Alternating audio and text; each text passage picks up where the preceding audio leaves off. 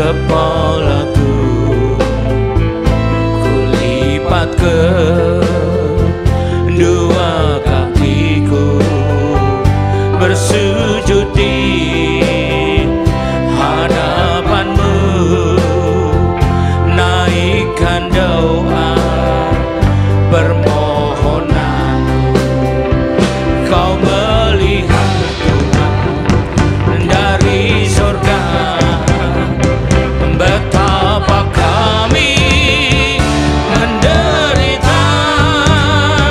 Jangan biarkan kami putus asa hadapi hidup yang sengsara.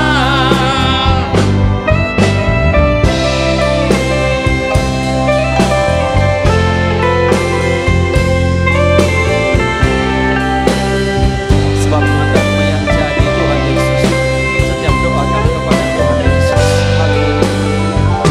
Kepadamu, ya Tuhanku, Yesus Kristus penolongku, padamulah ku berharap untuk mendapatkan belas kasihan-Mu. Ku minta ya Tuhan, perintahkanlah untuk meneduhkan badai kehidupan. Lepaskan kami dari penderitaan dan beri hidup yang penuh pengharapan. Lepaskan kami dari penderitaan dan beri hidup yang penuh kedamaian. Lepaskan kami dari penderitaan dan beri hidup yang penuh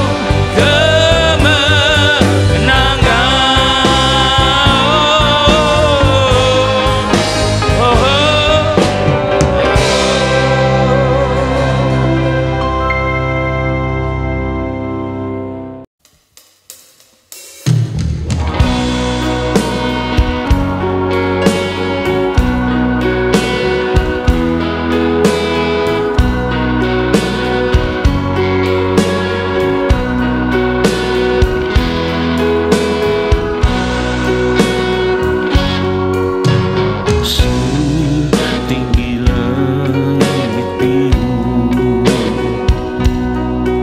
sedalam samudra nan luas, sejauh ujung timur dan ujung barat, tak sebanding dengan kasih-Mu.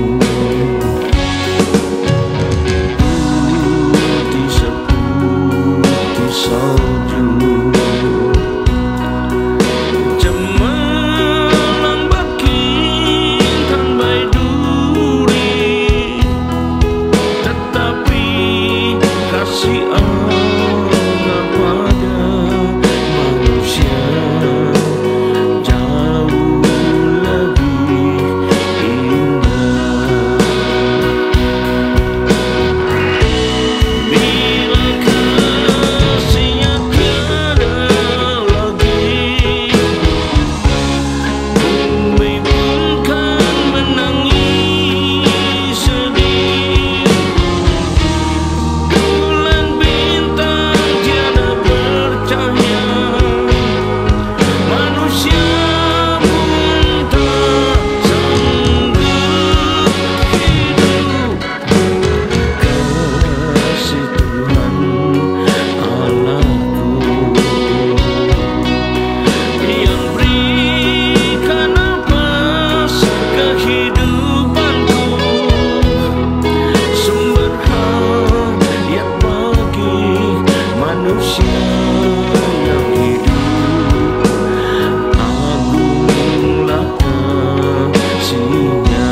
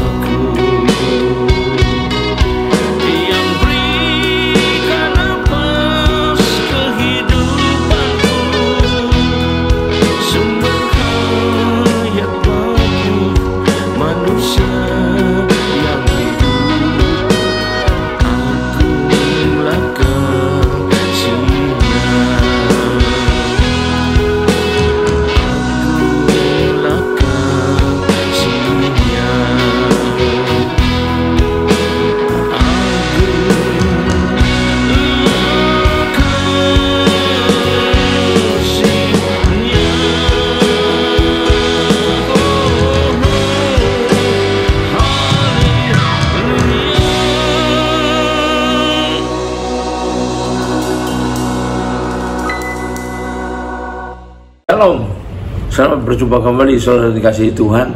Mari kita persiapkan diri kita untuk segera masuk dan menyambut firman Tuhan. Sebelumnya marilah kita berdoa. Terima kasih Tuhan, kami umat-Mu siap menyambut firman-Mu. Urapilah kami semua dan urapi hamba-Mu ini yang akan menyampaikan firman, agar firman ini tidak kembali dengan sia-sia, tapi boleh tumbuh dalam hidup kami dan menghasilkan buah yang baik dan berlipat ganda, yaitu sampai 30 kali, 60 kali, bahkan 100 kali ganda.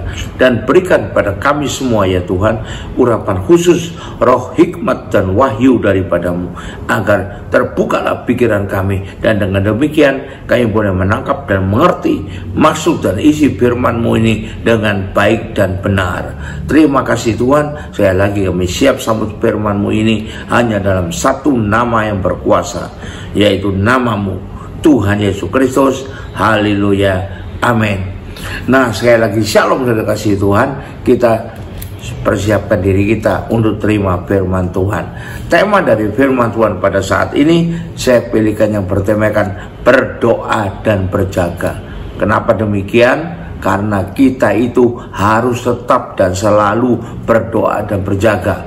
Kalau tanya lagi, kenapa demikian? Karena kita ini hidup, kita ini berada bukanlah di zona yang nyaman, zona yang aman, ya, aman tentram, tetapi kita ada di tempat atau kehidupan yang penuh dengan gangguan, penuh dengan serangan, penuh dengan intimidasi, penuh dengan cobaan, penuh dengan bujukan dari si jahat agar kita jatuh ke dalam dosa. Nah ini ya, dalam keadaan seperti itu kita perlu selalu berdoa dan berjaga. Ya, perlu kita lakukan terus menerus. Lalu apa saja ya membuat kita yang harus kita jagai? Terutamanya, semua harus kita jagai, tapi terutama apa? Yang pertama, gini ya saya jelaskan.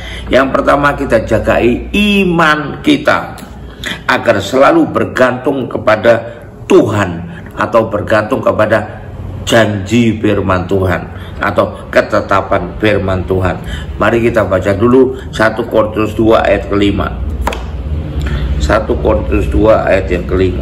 Sebentar. Supaya iman kamu jangan bergantung pada hikmat manusia, tapi pada kekuatan Allah, ya, kepada Tuhan, kepada firman Tuhan. Yang kedua, kita baca lagi Yeremia 17 ayat 7. Firman Tuhan mengatakan jelas, ya. Yeremia 17 ayat 7. Jadi kita harus tetap mengandalkan Tuhan, iman kita bergantung kepada Tuhan. Diberkatilah orang yang mengandalkan Tuhan, yang menaruh harapannya pada Tuhan. Jadi agar hidup kita diberkati, pertahankanlah iman kita itu. Yang muda-muda terutama ya, jangan mau mengorbankan imanmu hanya untuk misalnya kecantikan, ketampanan, kekayaan, ketenaran, ya, kepopuleran, ya, yang bisa dicapai, tapi mengorbankan iman jangan salah mau. Kenapa? Karena firman Tuhan mengatakan terang dan gelap tidak bisa berada bersama-sama. Selama kita punya iman yang benar maksud saya, maka berpikir positif atas segala persoalan yang dihadapi. Kalau kita punya iman yang benar, kita selalu berpikirnya positif, bukan negatif, bukan mengeluh, dan tidak akan membalas yang jahat dengan kejahatan juga. Dan juga tidak membenci, menendam, atau bersungut-sungut, atau mengeluh terus, menyesali nasib terus, bahkan menyalahkan Tuhan. Dan tidak akan mudah menyerah dalam persoalan apapun. Itu kalau kita punya iman yang benar. Makanya kita pertahankan dengan berdoa dan berjaga selalu, ya. Itu yang pertama. Yang kedua yang perlu kita pertahankan adalah, yang perlu kita jagai, yaitu semangat kita, semangat hidup kita agar tidak pernah padam. Kita belum sampai di surga loh ya, masih di dunia yang jahat ini dengan begitu banyak persoalan yang bisa saja menimpa diri kita. Nah, untuk itu, dalam keadaan seperti itu perlu kita ingat firman Tuhan bilang apa. Lihat Lukas 21 ayat 19. Lukas pasal 21 ayat ke-19.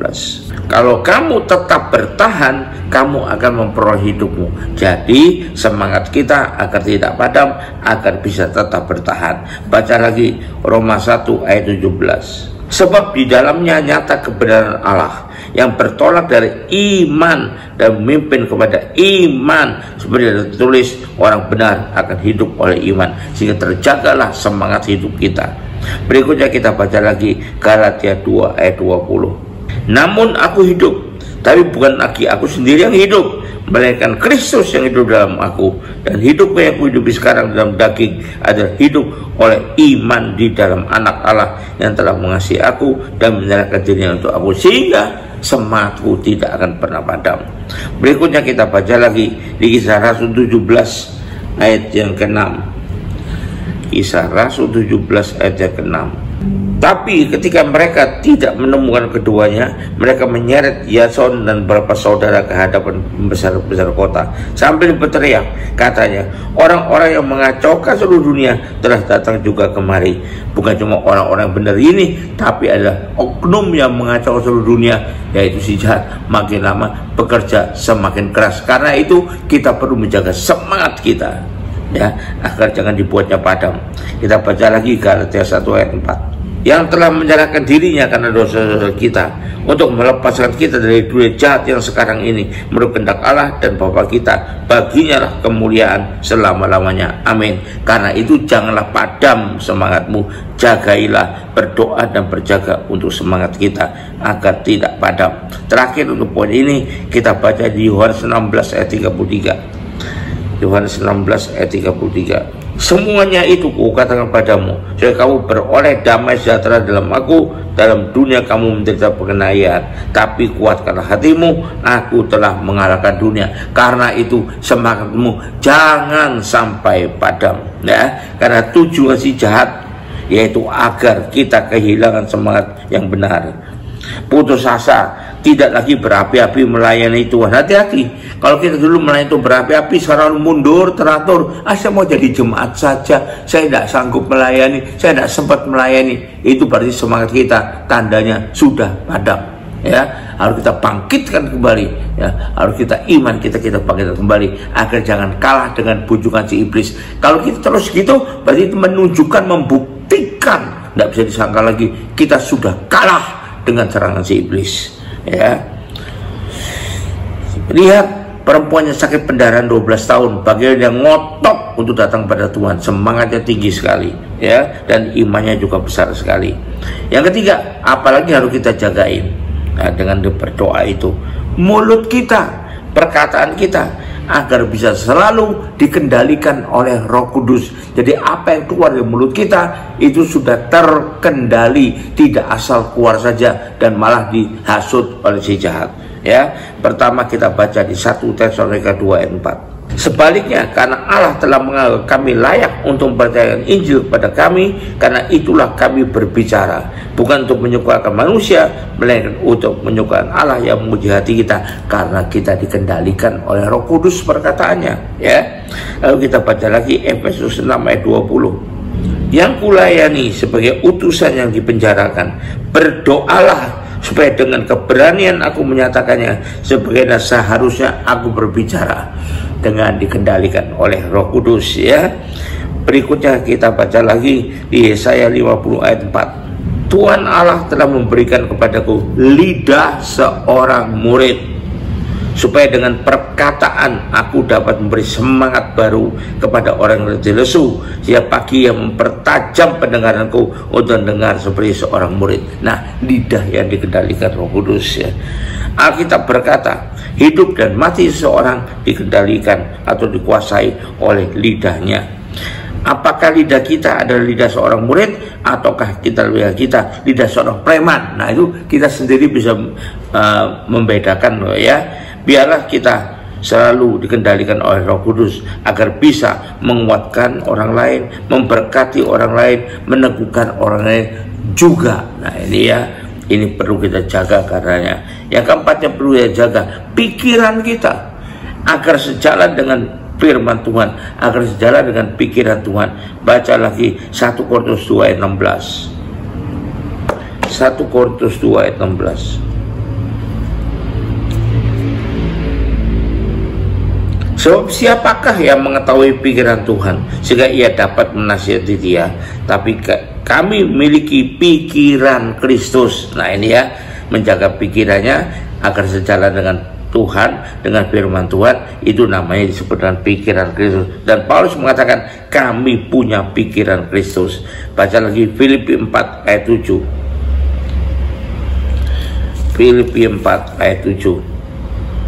Damai sejahtera Allah yang melampaui segala akal akan memelihara hati dan pikiranmu dalam Kristus Yesus. Hati dan pikiran dipelihara, makanya lewat doa kita berjaga-jaga ya.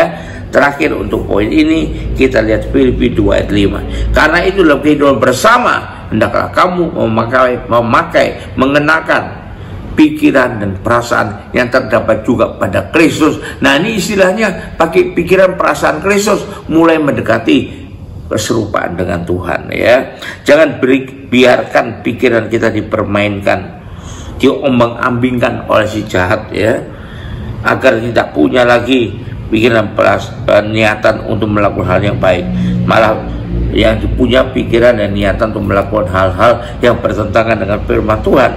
Walaupun kelihatannya hal itu bisa menguntungkan diri kita, ya kelihatan sementara, bisa mengenakkan, bisa memuaskan keinginan kita, tapi itu adalah keinginan hawa nafsu dan lain sebagainya. Hati-hati, maka berdoa dan berjagalah untuk pikiran kita selalu terjaga sesuai dengan pikiran Kristus ya, atau sesuai dengan sejalan dengan firman Tuhan. Yang kelima, apalagi harus kita jaga? Hati kita harus kita jaga ya, termasuk perasaan kita, agar selalu dipenuhi dengan kasih dan kemurnian, bukan dipenuhi dendam, dipenuhi dengan keinginan balas dendam atau membenci orang lain, bukan, tapi dipenuhi dengan kasih dan kemurnian ya. Amsal 4 ayat 23. Firman Tuhan mengatakan, jagalah hatimu dengan penuh kewaspadaan, karena daripadanya terpancarlah kehidupan ya. Kita baca lagi Ibrani 10 ayat 16. Tapi sebab setelah ia berfirman, inilah perjanjian yang akan kuadakan dengan mereka sudah waktu itu. Ia berfirman pula, aku akan menaruh hukumku dalam hati mereka dan menuliskannya dalam akal budi mereka, sehingga selalu sejalan dengan firman Tuhan ya. Berikutnya kita baca lagi Kisah Rasul 24 ayat 16. Sebab itu aku senantiasa berusaha untuk hidup dengan hati nurani yang murni di hadapan Allah dan manusia. Hati yang murni ya. Jadi bukan hanya yang dipelihara supaya lebih makin lama makin baik, bukan hanya wajah yang harus dipelihara ya, dijaga, dirawat, bahkan kemudian tiap hari harus diperbaiki terus sehingga wajahnya jadi glowing dan sebagainya, ke salon tiap hari. Tapi terlebih dari segalanya adalah hati dan perasaan kita, karena Tuhan menguji hati loh ya. Wahyu 2 ayat 23, Tuhan tidak melihat wajah tapi menguji hati. Wahyu 2 ayat 23. Firman Tuhan berkata, dan anak-anaknya akan kumatikan, dan semua jemaat akan mengetahui bahwa akulah yang memuji batin dan hati orang, dan bahwa aku akan membalaskan kepada kamu setiap orang perbuatannya. Nah itu kata firman Tuhan. Kita baca lagi 1 Samuel 16 ayat 7. 1 Samuel 16 ayat ke-7. Tapi berfirmanlah Tuhan pada Samuel, janganlah pandang parasnya atau perawakannya tinggi, sebab aku telah menolaknya. Bukan dilihat manusia yang dilihat Allah. Manusia melihat apa yang depan mata, tapi Tuhan melihat hati. Kan itu jaga dengan baik lewat doa-doa kita ya. Hati kita haruslah selalu bersih, walaupun diperlakukan dengan jahat oleh orang lain, tapi jangan isi hati kita dengan kebencian, kedendaman dan sebagainya, tapi harus tetap mau mengasihi dan mengampuninya. Berkiblatlah pada hati Yesus. Nah yang kelima, yang keenam, yang terakhir ini ya, apalagi harus dijagai ini, keputusan-keputusan keluar daripada kita yang kita ambil agar bisa selalu benar, bijak dan bertanggung jawab dalam keputusan kita. Karena itu kita harus selalu berdoa dan berjaga dan minta tuntunan Tuhan ya. Ulangan 1 ayat 16. Dan pada waktu itu Aku akan memerintahkan kepada para hakimmu demikian, berilah perhatian pada perkara-perkara di antara saudara-saudaramu, dan berilah keputusan yang adil dalam perkara-perkara antara seorang dengan saudaranya atau dengan orang asing yang ada padanya. Keputusan yang selalu benar, ya, dan bertanggung jawab. Berikutnya lagi kita baca Efesus 1 ayat 11. Aku katakan di dalam Kristus, karena di dalam dialah kami mendapat bagian janjikan. Kami dari semula ditentukan untuk menerima bagian itu sesuai dengan maksud Allah yang di dalam salah satu bekerja menurut keputusan kehendaknya, dan itu selalu adalah yang terbaik buat kita semua. Berikutnya terakhir untuk poin ini kita baca di Kisah Rasul 15 ayat ke-28. Kisah Rasul 15 ayat ke-28. Sebab adalah keputusan Roh Kudus dan keputusan kami, supaya kepada kamu jangan tanggung lebih banyak beban daripada yang perlu ini. Keputusan kami sejalan dengan keputusan Roh Kudus, dan karena kami minta petunjuk tuntunan dari Roh Kudus. Jadi biarlah kita menjaga keputusan kita agar bisa selalu benar dan bertanggung jawab. Dalam hidup ini banyak sekali loh keputusan yang harus diambil, ya. Bahkan kita tidak sempat ngitung dalam sehari aja berapa kali keputusan harus diambil. Contohnya masuk ke food court aja, kalau ada keputusan apa yang mau dimakan. Jadi bukan porsinya yang dimakan, tapi pesan makanan apa misalnya. Itu bercanda, ya. Itu salah satu bentuk ngambil keputusan. Pagi aja mau berangkat ke kantor, buka lemari, milih baju, itu pun keputusan, ya. Tapi biarlah itu bijak dan benar seoleh tuntunan Roh Kudus. Keputusan yang salah adalah biasanya akan menghasilkan kekecewaan, dendam, atau membalas kejahatan dan jadi pelaku kejahatan itu sendiri akhirnya. Jadi itulah yang harus kita jagain. Saya ulang kembali, ya. Jadi yang harus kita jagain lewat doa kita adalah pertama, iman kita agar selalu bergantung kepada Tuhan atau firman Tuhan. Yang kedua, semangat hidup kita agar jangan sampai padam dan tetap menyala-nyala dalam Tuhan. Yang ketiga, mulut kita, berarti perkataan kita, lidah kita, supaya selalu dikendalikan oleh Roh Kudus, jangan sampai keluar perkataan yang menyesatkan. Yang keempat, pikiran kita agar sejalan dengan pikiran Tuhan, agar sejalan dengan firman Tuhan. Yang kelima, hati kita atau kehendak kita, keinginan kita agar selalu dipenuhi dengan kasih dan kemurnian, dan bukan dengan kepentingan diri sendiri atau hawa nafsu. Terakhir, segala keputusan yang kita ambil agar selalu bijak, benar, dan bertanggung jawab. Haleluya, puji Tuhan. Kiranya berkat Tuhan menyertai Anda semua. Mari kita akhiri ibadah ini dengan terima berkat dari Tuhan. Angkat dua tanganmu, kembalilah ke aktivitasmu masing-masing dengan berkat terbaik dari Allah Bapa di sorga, dengan kasih karunia dan damai sejahtera dari Tuhan kita Yesus Kristus, juga dengan persekutuan, pertolongan, penghiburan, kekuatan, dan terutama urapan yang penuh dari Roh Kudus, agar kita bisa selalu menjagai kehidupan kita, aspek-aspek kehidupan itu, dan biarlah itu menyertai kita mulai saat ini sampai sepanjang tahun ini sampai Maranatha, Tuhan Yesus datang kembali. Haleluya, puji Tuhan. Yang sudah terima berkat ini sama-sama maaf, katakan amin. Sampai jumpa, Tuhan berkati.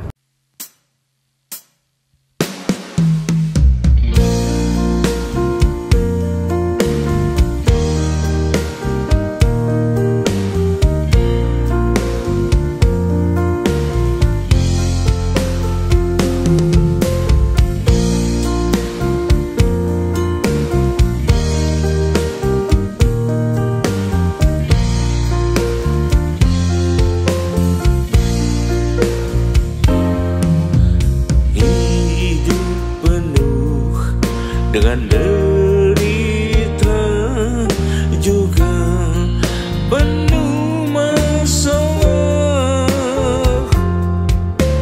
betapa berat untuk jalaninya, membuat keputus asa. Di manakah kan ku damai yang sejati? Amat sulit untuk mendapatkannya sampai kemana.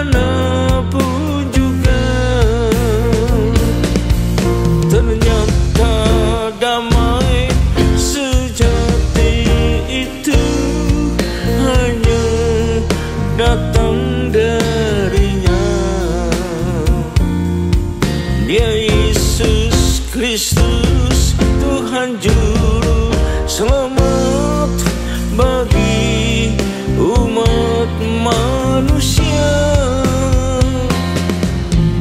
Datanglah kepadanya, Dia akan mengaruniakannya damai sejati, sukacita bagi segenap umatnya.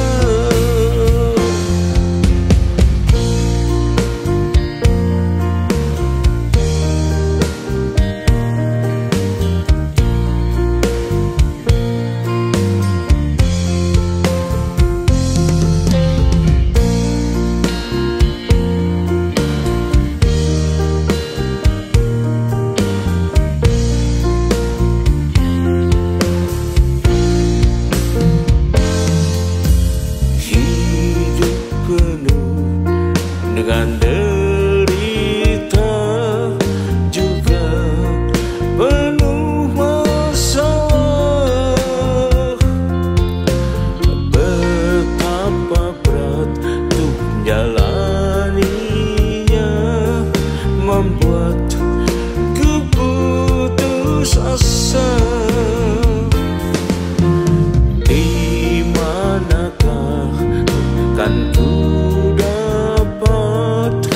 damai yang sejati?